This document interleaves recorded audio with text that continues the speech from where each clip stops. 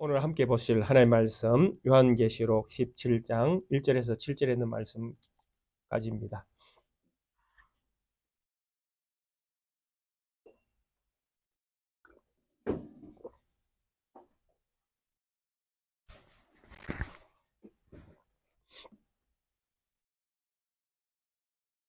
요한계시록 17장 1절에서 7절에 있는 말씀까지 한 목소리로 합독하겠습니다. 또 일곱 대접을 가진 일곱 천사 중 하나가 와서 내게 말하여 이르되 이르러 올 많은 물 위에 앉은 큰 음녀가 받을 심판을 네게 보이리라. 땅의 임금들로 그와 더불어 음행하였고 그 음행의 포도주에 취하였다 하고 곧 성령으로 나를 데리고 광야로 가니라.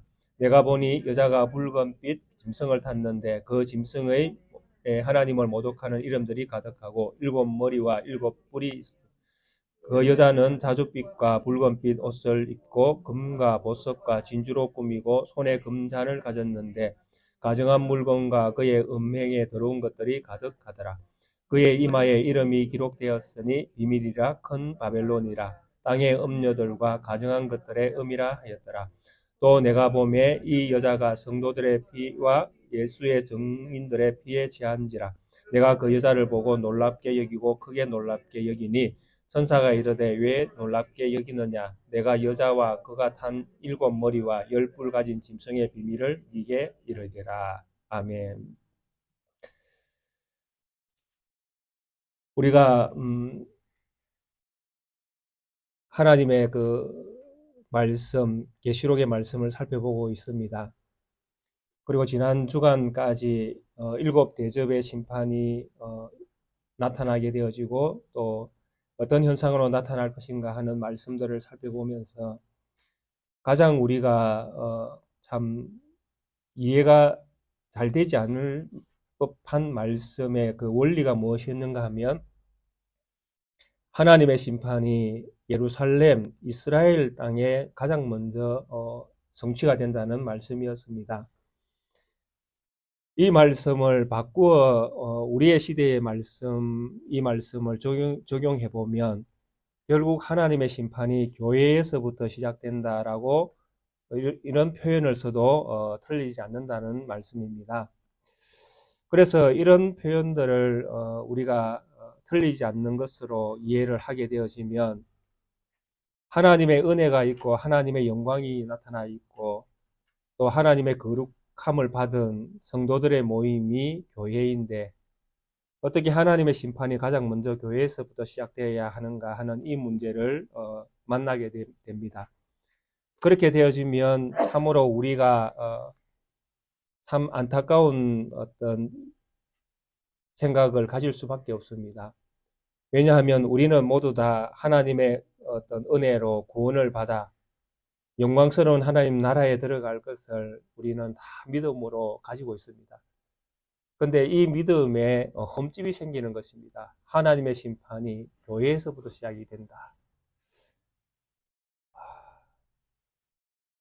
지금까지 하나님을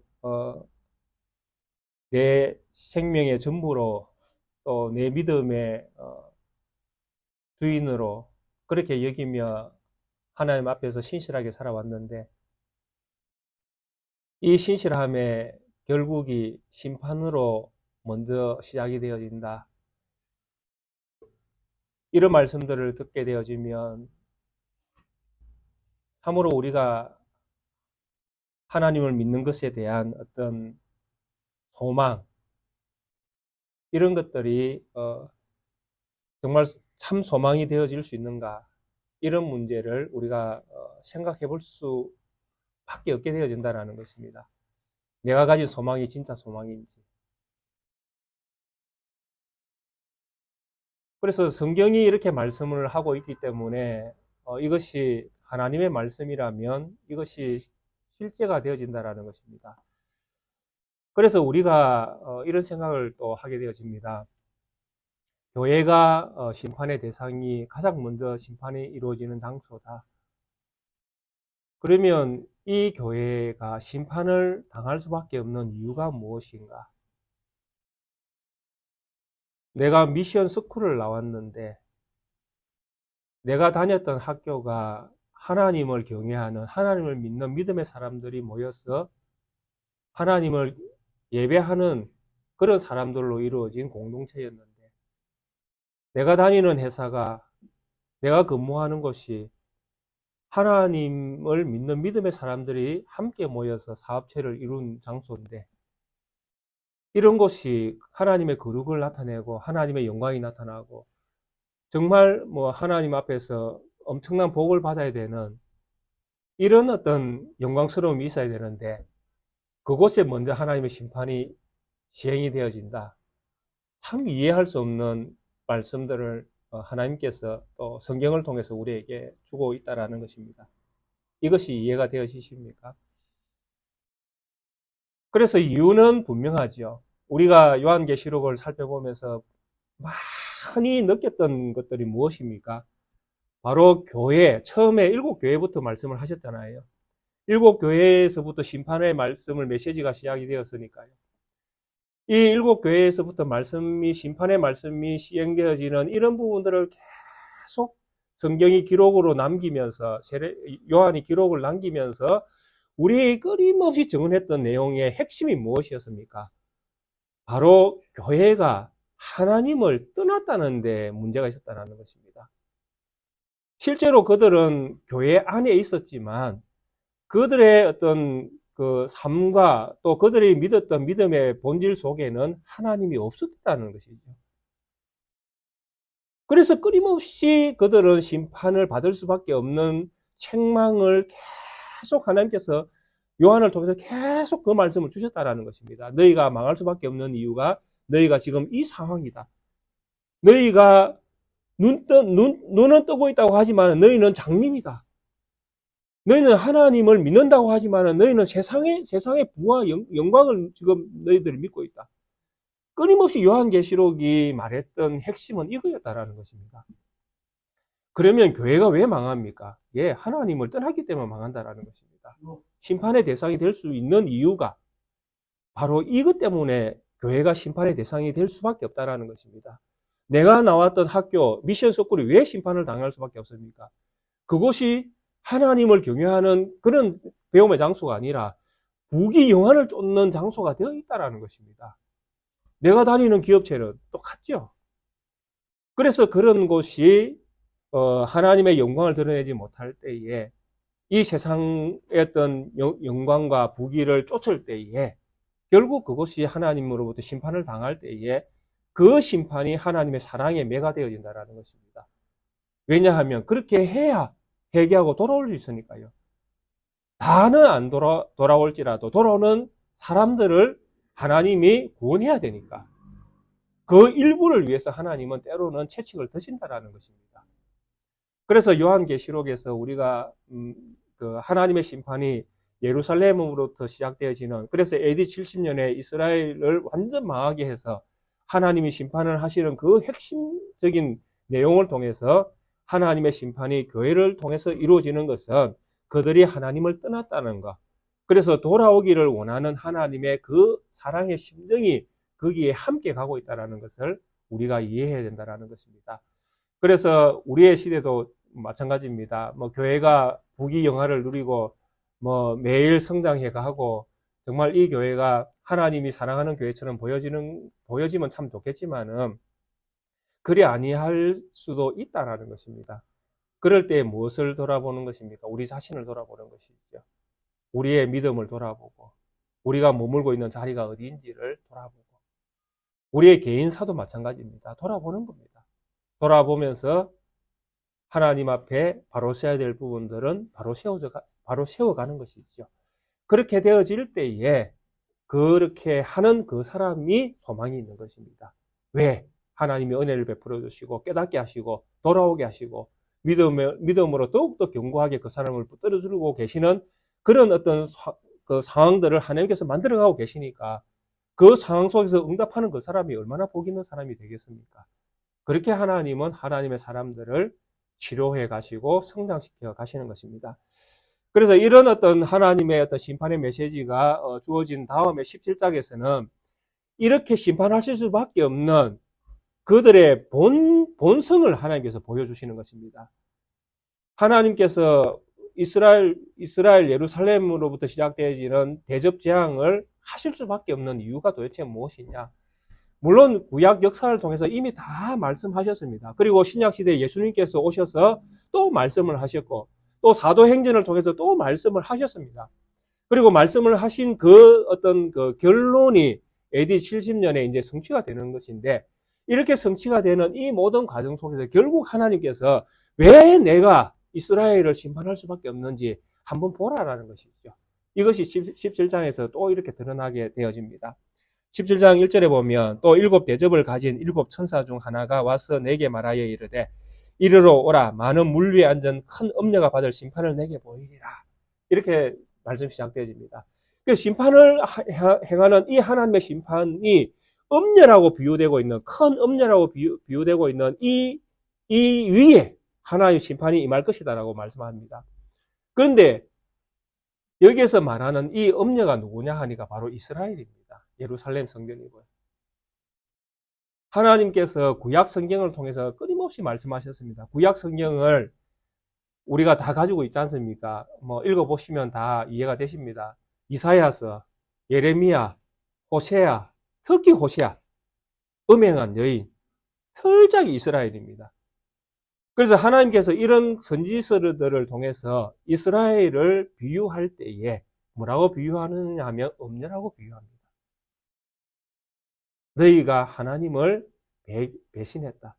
그래서 장녀가 되었다. 이렇게 이야기합니다. 그래서 가정한 어떤 하나님을 거룩하게 해야 되는 하나님의 나라 선민 이스라엘이 하나님을 배교해서 엄탕한 일을 행하는 그런 어떤 그 나라로 백성들로 바뀌어져 있는 것입니다. 그래서 여기에 17장에 나오는 이 엄녀도 이스라엘로 이해를 해야 됩니다. 특히 이스라엘 안에서 예루살렘을 이해할 수 있습니다. 이 예루살렘이 큰 엄녀입니다. 그래서 이 엄녀에 대한 이야기를 18절에 이렇게 해놨죠. 17장 18절에 보면 또 내가 본 그 여자는 땅의 왕들을 다스리는 큰 성이라 이렇게 이야기해놨습니다. 그래서 큰 성, 큰 엄녀, 큰 성, 바로 예루살렘 성전을 이야기하는 것입니다. 이 예루살렘 성전이 엄녀의 역할을 지금 하고 있는 것입니다. 근데 이 엄녀가 어디에 앉아 있습니까? 많은 물 위에 앉은 큰 엄녀가 이렇게 되어 있습니다. 너 와서 봐라. 이 엄녀가 앉아 있는 자리가 많은 물 위에 앉아 있다. 이렇게 되어 있습니다. 근데 이 많은 물에 대한 부분도 15절에 이렇게 설명을 해놨습니다. 또 천사가 내게 말하되 네가 본 바 엄녀가 앉아 있는 물은 백성과 무리와 열국과 방언들이니라. 나라 위에 이 엄녀가 앉아 있는데 이 나라가 어떤 나라입니까? 백성, 무리, 열국, 방언. 누구를 가리키겠습니까? 로마를 가리키는 것이죠. 이 엄녀가 로마 위에 딱 앉아 있다는 것입니다. 로마의 힘을 이제 잇고 있는 것이죠. 로마의 힘을 딱 잇고 로마를 후견자로 딱 세워가지고 그리고 이 엄녀가 딱 앉아 있는 것입니다. 이스라엘은 누구와 동행하는 민족입니까? 우리는 누구와 동행하는 성도입니까? 우리는 하나님과 동행하는 성도잖아요. 이스라엘, 이름에서 벌써 하나님이 들어가 있잖아요. 이스라엘. 이스라엘의 이 이름의 뜻이 무엇이냐 하면 하나님이 싸울 것이다라는 뜻입니다. 하나님이 대신 싸워주는 민족이 누구냐 하니까 이스라엘입니다. 우리는요, 우리는 새 이스라엘이잖아요. 싸움은 내가 싸우는 것이 아니라 누가 싸웁니까? 나를 대신해서 하나님이 싸우십니다. 믿으십니까? 예, 십자가를 누가 졌습니까? 하나님이 지셨잖아요. 내가 진 게 아니라. 이게 하나님이 싸워주시는 방식이에요. 하나님이 내 대신에 죄와 싸워주시는 거예요. 그래서 죄를 이기고 부활 성천해서 모든 영광을 가지고 그 영광을 누구에게? 우리에게 선물로 주시는 것입니다. 그래서 싸움은 내가 싸우는 것이 아니라 하나님이 싸우시고 나는 어디에? 하나님 안에 들어가 있어야 되는 것이죠. 그래서 우리가 하나님 안에 있다라는 이 표현이 무엇이냐니까 우리가 하나님을 믿는다라는 표현입니다. 우리가 하나님을 믿습니다라고 할 때에 이 믿음은 내가 하나님 안에 있습니다라는 뜻으로도 이해를 할 수 있다는 것입니다. 내가 하나님과 동행합니다. 내가 하나님 안에 있습니다. 그러니까 내가 하나님 안에 있으니까 싸우는 건 누가 하고 계십니까? 하나님이 싸우고 계시는 거예요. 그래서 예수님께서 늘 부활하신 다음에 제자들에게 와서 가장 먼저 뭐라고 말씀하셨습니까? 에이레네, 너희에게 평강이 있을지어다. 평강이 있을지어다. 왜? 그들이 예수님 안에 있으니까. 예수님이 대신 싸워주시니까.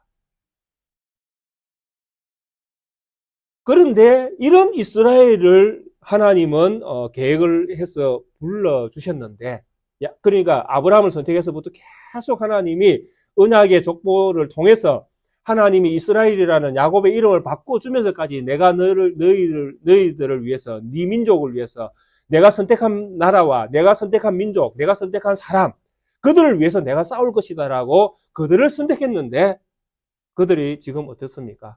로마를 등에 딱 대고 서 있는 거예요. 앉아있다라는 이야기는 철저하게 로마와 하나가 되어 있는 모습입니다. 그러게 모든 어떤 그 삶의 어떤 그 방향이 로마화 되어 있는 것입니다. 이스라엘이 로마의 지배를 받으면서부터 헬라의 문명이 이스라엘로 들어오지 않습니까? 근데 이 문명을 누가 가장 먼저 받아들입니까? 귀족 계급, 제사장들, 이런 사람들이 가장 먼저 그 헬라 문명을 받아들입니다. 그렇게 해서 왜? 받아들여야 무엇을 누릴 수 있으니까? 제사장직을 유지할 수 있으니까요. 제사장은 누가 뽑습니까? 로마 총독이 지명을 합니다. 그러니까 누구에게 줄을 대야 됩니까? 로마 총독에게 줄을 대야 되죠. 뭐 하려면? 대제사장이라도 해먹으려면. 하나님이 세우는 직이 대제사장직인데 하나님이 세우는 것이 아니라 누구의 힘을 입습니까? 로마의 황제의 힘을 입어서 대제사장직에 오르려고 하는 이런 문화, 세상의 힘을 가장 먼저 받아들이는 계급들이 바로 지도자들이었습니다. 그러니까 밑에 있는 사람들은 어떻겠습니까? 다 따라갈 수밖에 없잖아요. 대통령이 우양우 하면 다 국민들 따라갈 수밖에 없잖아요. 어떻게 할 겁니까? 백성이. 그래서 우리가 지도자를 뽑을 때 잘 뽑아야 된다는 이야기를 그렇게 해서 하는 것입니다. 그만큼 지도자가 중요하니까요.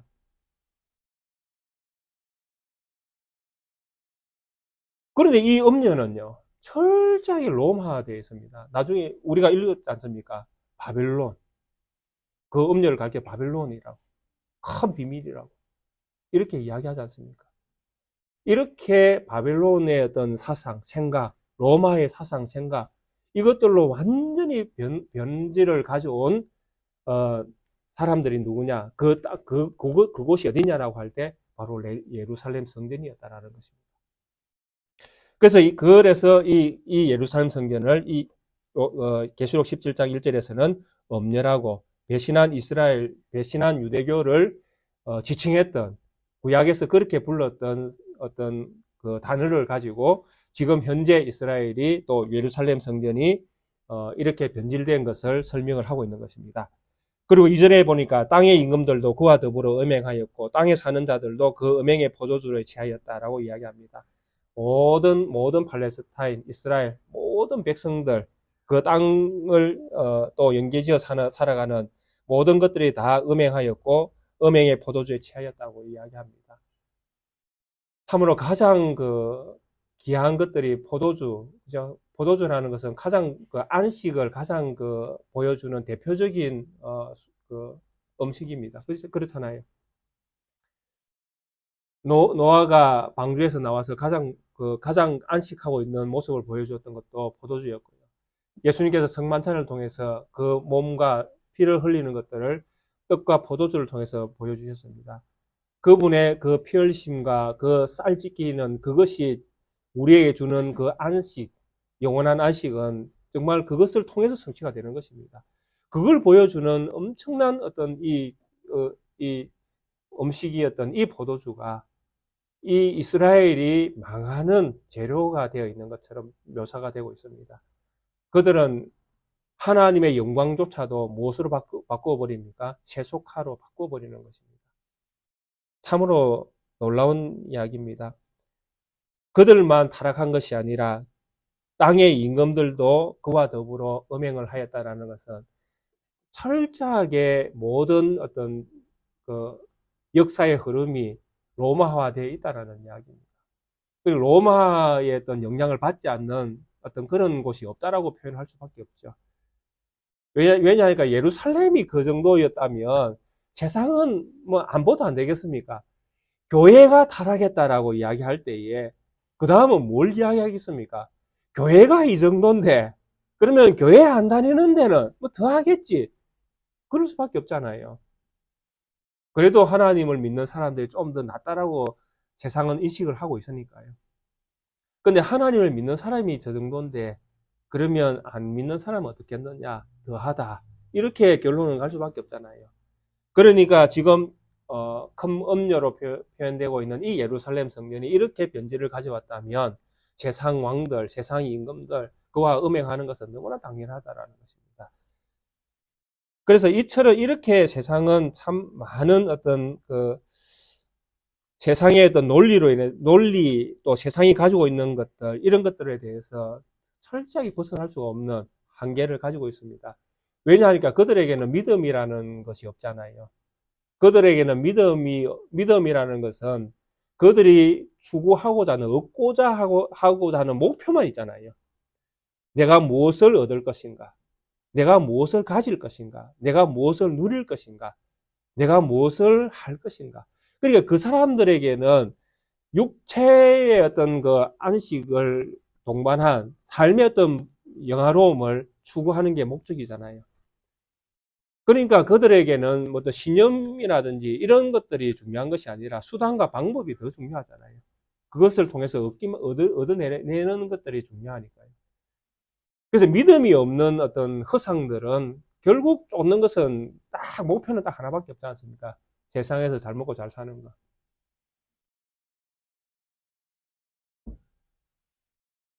그래서 이런 어떤 세상의 어떤 그 믿음이 없는 곳에서는 뭔가 어떤 소망을 우리가 가질 수 없다는 것은 너무나 분명합니다. 그래서 교회가 망해갈 때에 이 세상은 더 소망이 없어지는 것입니다. 교회가 예수님께서 그러셨잖아요. 그 팔복에서 너희는 세상의 빛이다. 빛이 되라는 게 아닙니다. 빛이 되는 것은 점점 되어 가는 거잖아요. 근데 예수님의 말씀은 이미 끝난 이야기입니다. 그냥 완료형입니다. 너희는 세상의 빛이다. 빛인 거예요, 그냥. 너희는 세상의 소금이다. 소금인 거예요, 그냥. 빛이 되고 소금이 되는 게 아니라 빛이고 소금인 거예요. 왜냐하니까 이 교회가 세상의 소망이거든요. 교회를 통하지 않고는 누구도 하나님을 볼 수가 없으니까요. 교회가 하나님의 영광을 가질 때 세상도 하나님의 영광을 볼 수가 있는데 교회가 하나님의 영광을 버려버리면 세상은 하나님의 영광을 볼 창조가 없습니다. 왜? 그들에게는 믿음이 주어져 있지 않으니까요. 믿음은 오직 교회 안에만 주어져 있으니까요. 그러니까 진짜의 역할을 하지 못할 때에 진짜 세상은 완전히 엉망진창이 될 수밖에 없는 그런 세상이 될 수밖에 없습니다. 지금 이스라엘을 통한 예루살렘 성전을 통한 이 배교는 세상의 모든 소망까지도 다 끊어버리는 그런 엄청난 어떤 역할을 지금 예루살렘 교회가 지금 하고 있는 것입니다. 그리고 3절에 보니까 곧 성령으로 나를 데리고 강요로 가니라. 내가 보니 여자가 붉은빛 짐승을 탔는데 그 짐승의 몸에 하나님을 모독하는 이름들이 가득하고 7 머리와 7 뿔이 있으며 그 여자는 자줏빛과 붉은빛 옷을 입고 금과 보석과 진주로 꾸미고 손에 금잔을 가졌는데 가정한 물건과 그의 음행에 더러운 것들이 가득하더라. 이 음녀의 실상이 쫙 나타납니다. 하나님 성령께서 어디로 인도해 갑니까? 사도 요한을 광야로 이끌어 가십니다. 이 광야는 너무나 중요한 장소잖아요. 광야는 어디입니까? 광야는 어디지요? 예? 예, 지금 우리가 살고 있는 이곳이 광야입니다.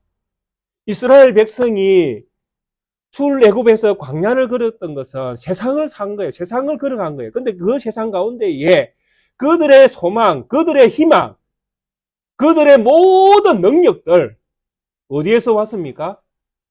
철저하게 하나님으로부터 왔습니다.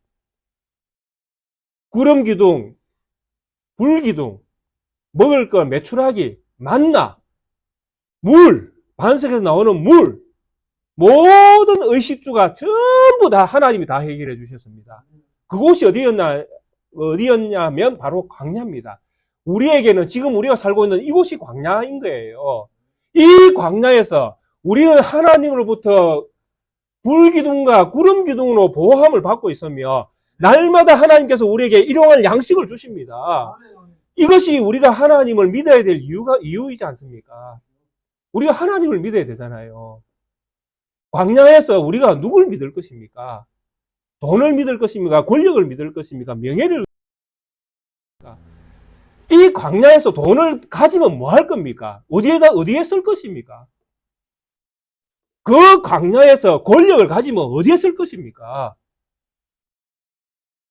모세보다 더 높은 자리를 한들, 그들이 모세보다 더 높은 자리에 앉는다 하들, 그 앉아서 뭐 할 겁니까? 광야에서. 할 거 없습니다.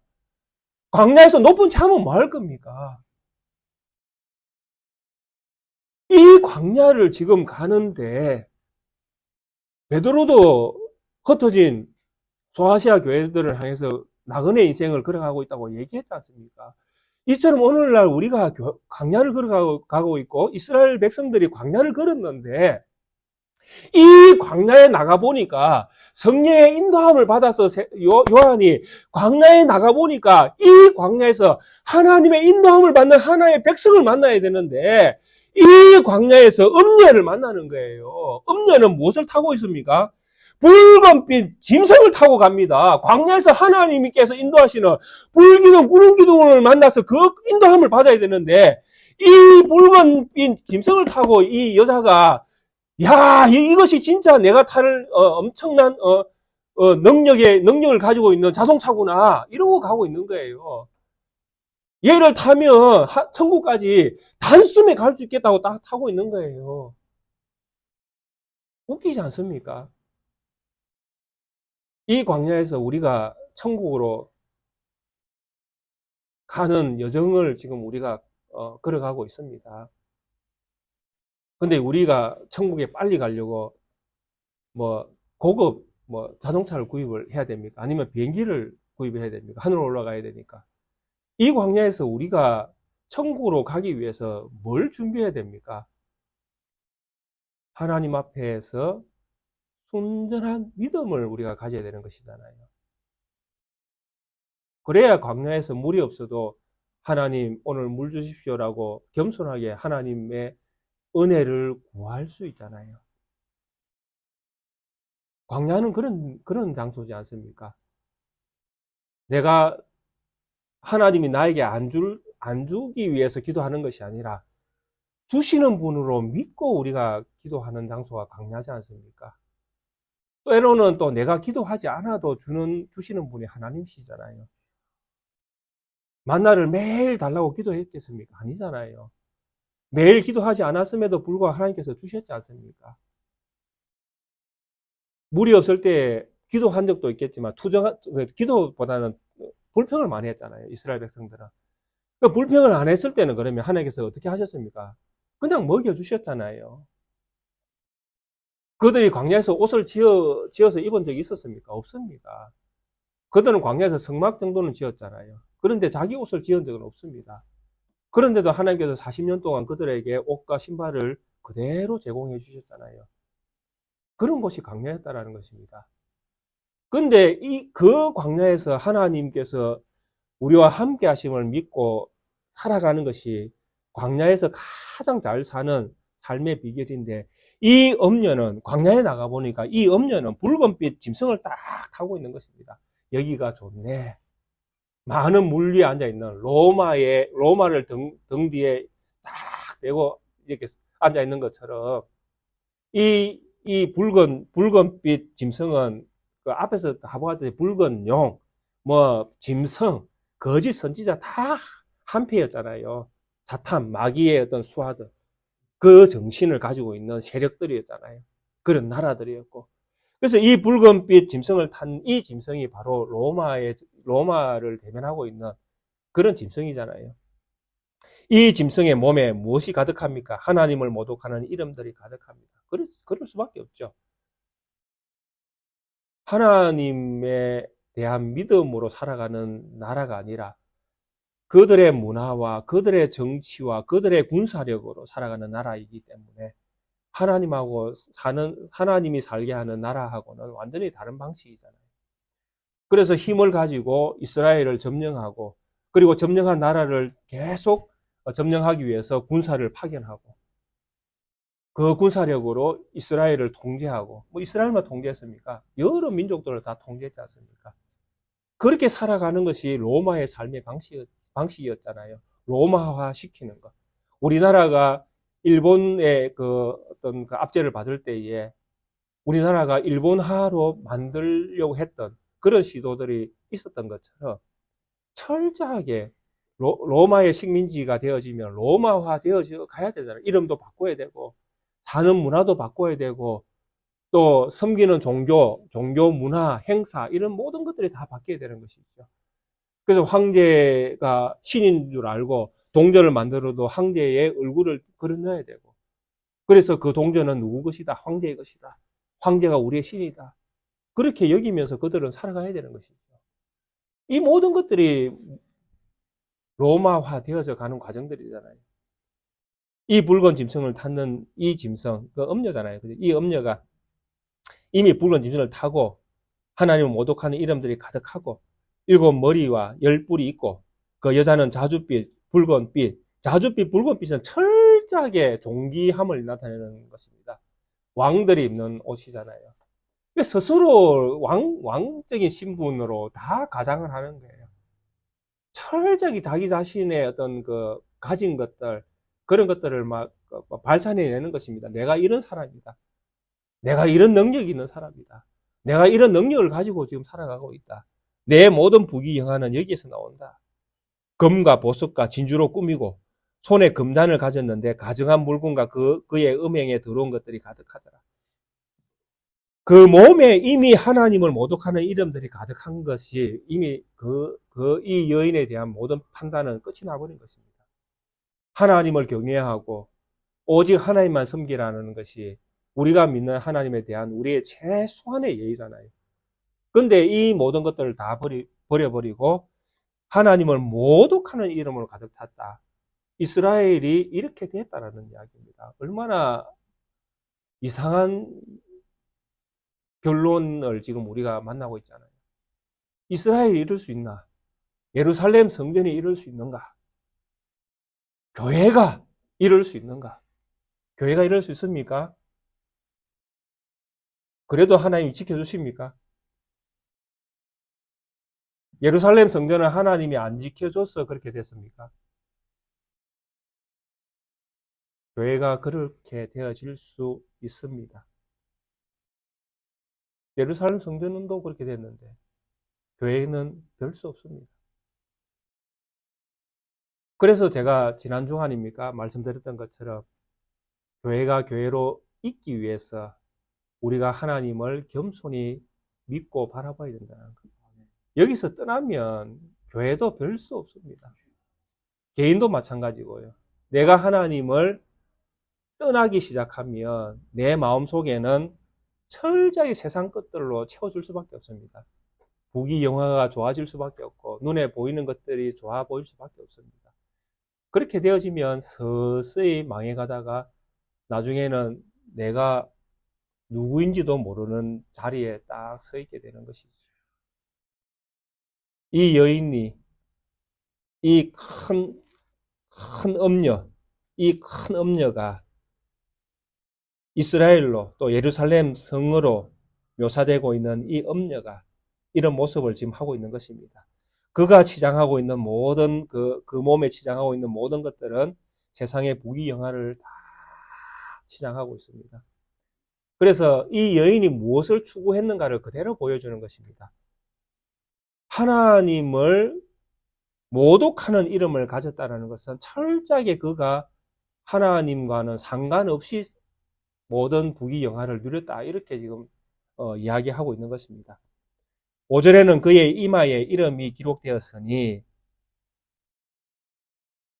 비밀이라, 큰 바벨론이라, 땅의 음녀들과 가정한 것들의 음이라 하였더라.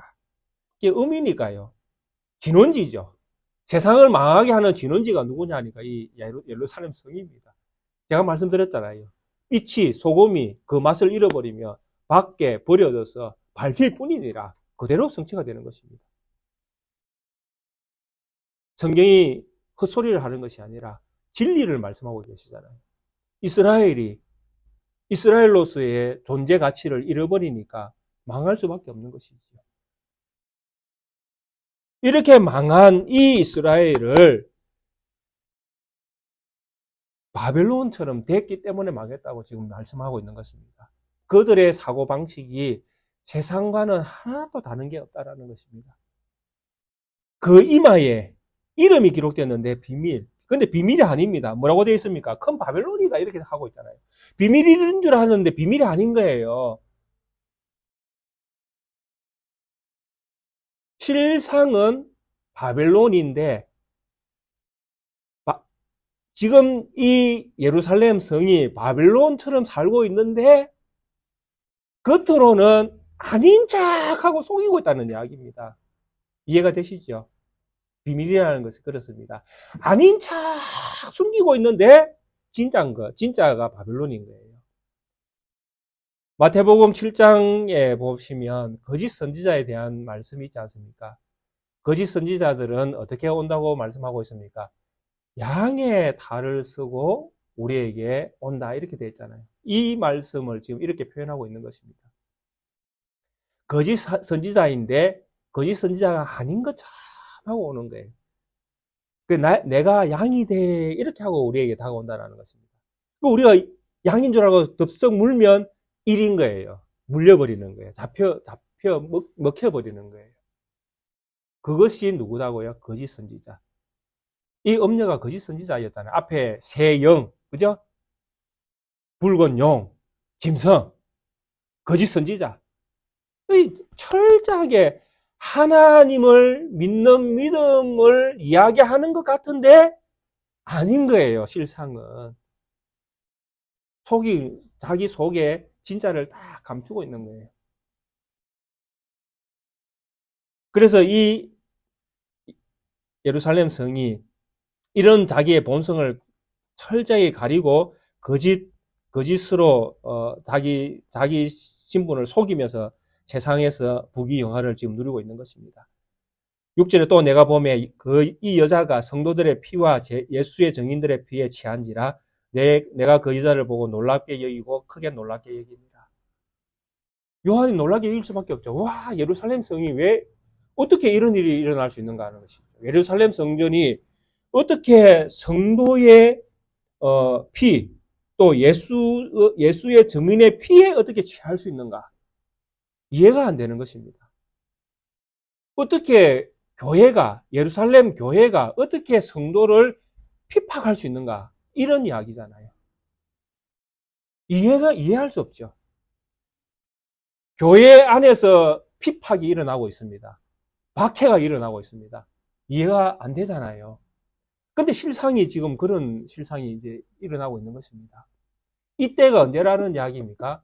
AD 70년에 이스라엘이 망하는 그때에 예루살렘 성전을 통한 그 시대의 상황이 이런 음녀의 상황이었다라는 것입니다. 이것을 성경은 철저하게 우리에게 확정해 주십니다. 예수님께서 마태복음 5장과 8장에 보면 팔복의 말씀을 쭉 하십니다. 팔복의 말씀을 예수님께서 쭉 하시는데 이 말씀을 쭉 하시고 난 다음에 팔복을 하고 이제 산에서 내려와서 예수님께서 뭘 하시는지 아십니까? 엄청난 기적들을 행하십니다. 병자들을 낮추기 시작합니다. 나병 환자를 고치고 백부장의 하인을 고치고 또 바다를 잠잠케 하고 귀신 들린 사람을 고치고 중풍병자를 고치고 8장 9장 막 맹인들의 눈을 뜨게 하고 말 못하는 사람을 말하게 하고 막 금식 논쟁일 때 막 논쟁을 통해서 또 자기 자신의 어떤 그 선지자적인 역할들을 쫙 8장 9절에 막 엄청나게 기적을 행하십니다. 그리고 나서 10장에 딱 넘어오면 제자들을 뽑습니다. 엄청나게 기적을 행한 다음에 제자들을 싹 뽑아가지고 12제자를 삼습니다. 그 12제자를 딱 만들고 난 다음에 뭐라고 이야기합니까? 세상으로 보냅니다. 가서 예수의 이름으로 정인이 되게 하십니다. 근데 세상으로 딱 보내시면서 예수님께서 뭐라고 말씀하신지 아십니까? 보라, 내가 너희를 보냄이 양을 이리 가운데로 보냄과 같도다. 그러므로 너희는 뱀같이 지혜롭고 비둘기같이 순결하라. 이렇게 말씀을 줘서 보냅니다. 이때가 AD 30년 이후 아닙니까? 예수님께서 살아계실 시대니까요. 그때 이미 로마의 어떤 지배를 받고 있는 시대잖아요. 이때에 이미 예수님께서 이 시대를 이렇게 읽으신 것입니다. 이해가 되시죠?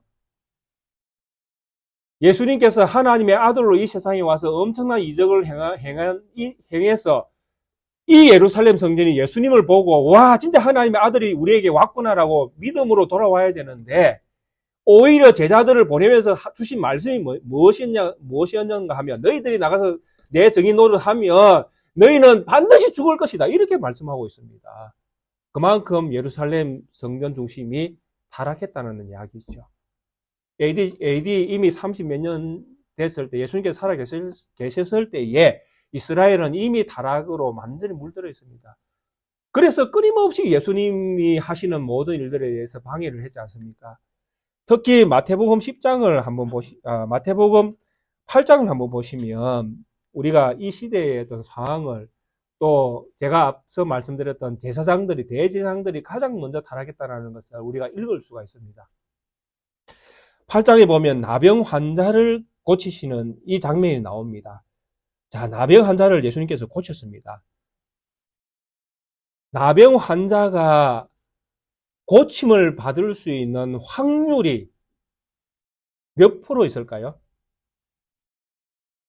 성경에서 말할 때 나병 환자가 구약의 레위기를 읽어보시면 나병 환자가 낫는 것을 이야기합니다.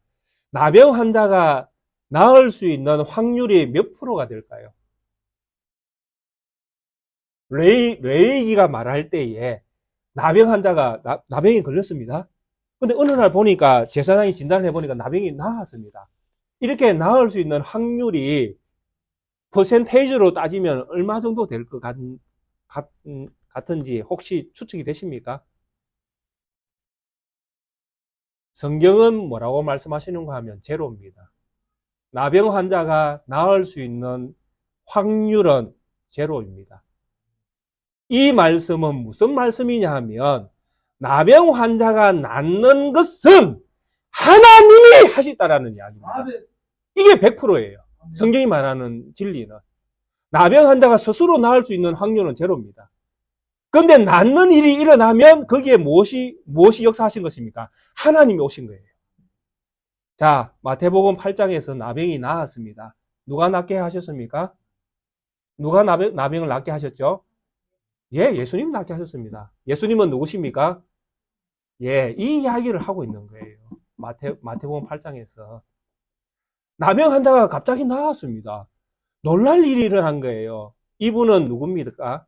하나님인 것을 이야기하는 거예요. 성경은.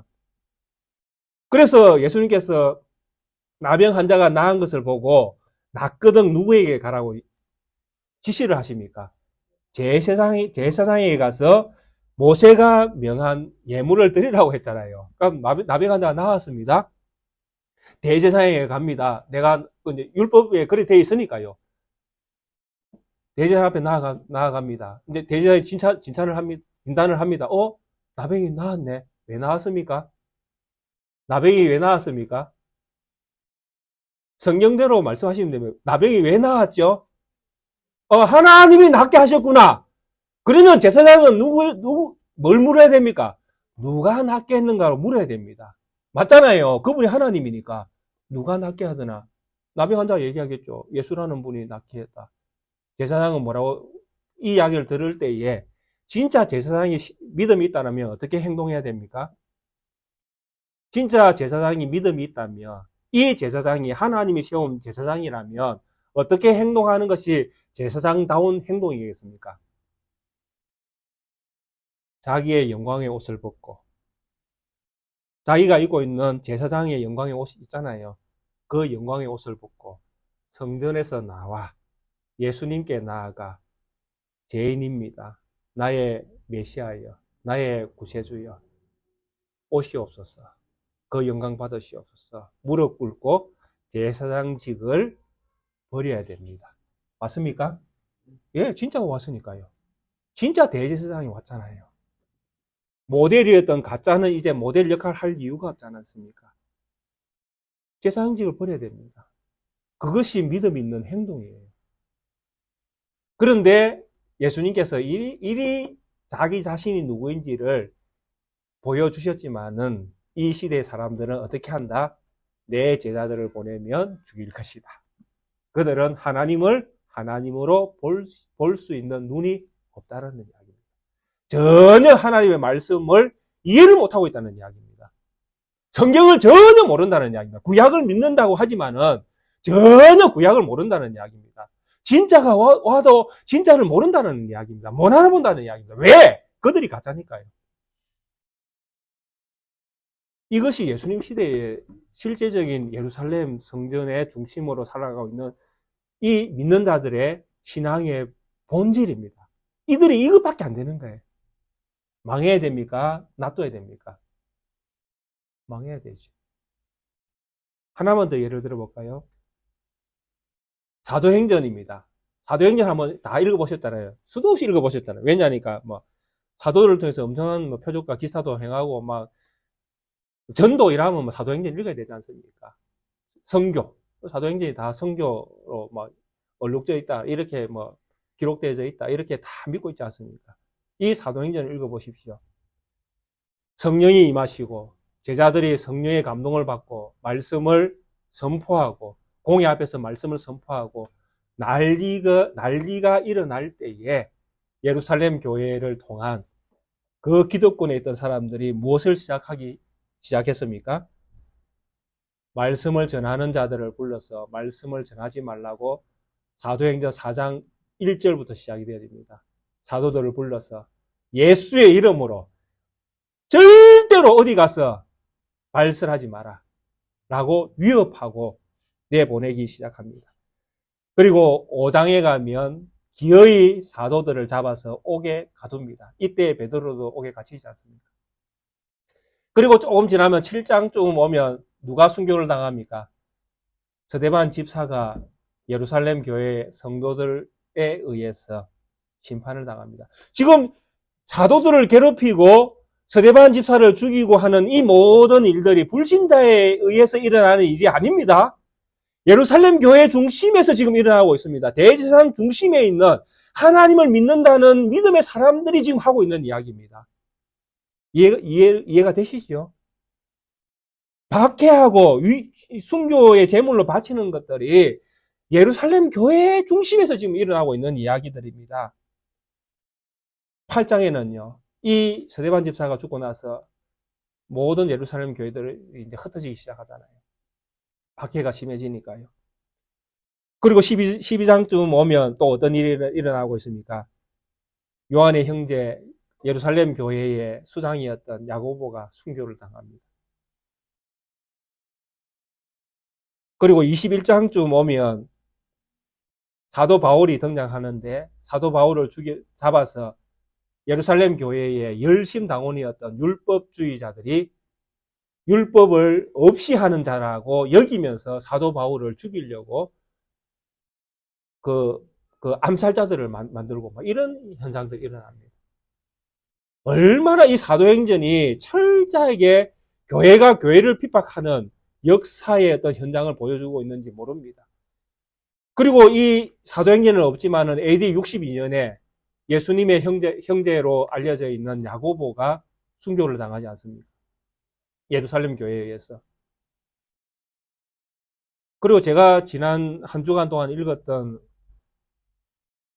그 신약 성서의 시대사라는 책이 있습니다. 그 책을 보시면 AD 44년부터 66년까지 이 예루살렘 교회 안에서 얼마나 많은 박해가 일어났는지 그 역사의 현장들을 제가 여기 설교이기 때문에 다 설명 못 해드리지만은 그걸 참고해 보면 순교의 현장, 사람들이 죽어나가고 그 권력을 취하기 위해서 끊임없이 종독에게 줄을 대고 그 줄을 대한 자가 대제사장이 돼서 또 교회를 핍박하고 그렇게 하는 역사의 현장들을 보여주고 있습니다. 그게 AD 70년 망하기 딱 직전까지 44년부터 예수님 승천한 이후에 사도들이 복음을 전하는 그 시대에 교회를 핍박하는 엄청난 역사를 우리에게 보여주고 있습니다.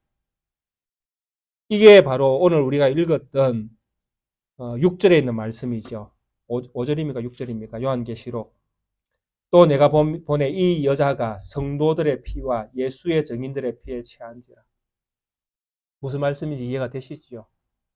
이 교회를 철저하게 순교의 제물로 삼았던 것입니다. 왜? 그들이 헬라의 문명을 받아들이고 로마를 자기들의 아버지로 힘의 권능으로 삼았기 때문에 일어난 현상들입니다. 이것이 교회가 타락할 때에 일어나는 엄청난 비극입니다. 이런 현상을 요한에게 대접재앙을 내렸던 천사가 그들이 망할 수밖에 없는 이유를 다시 한번 보여주고 있는 것입니다.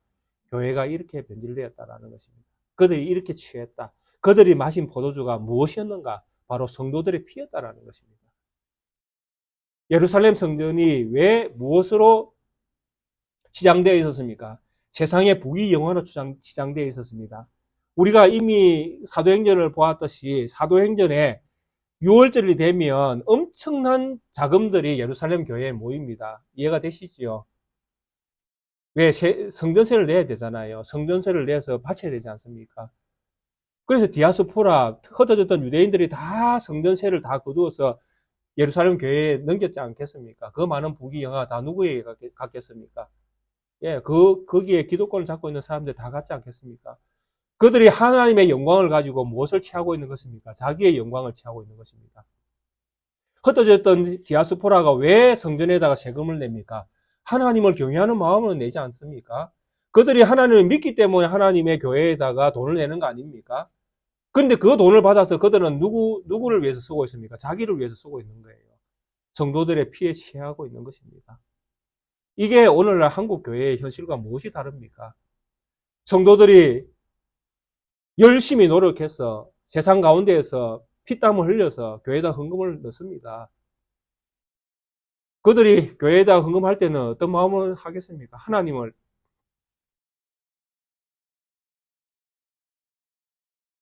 정말 하나님을 사랑하는 마음으로 한 거 아니겠습니까? 그런데 왜 하나님의 영광을 가지고 교회가 자기의 영광을 취하냔 말입니다. 왜 이런 일들이 일어납니까? 바로 교회가 타락했기 때문에 그렇습니다.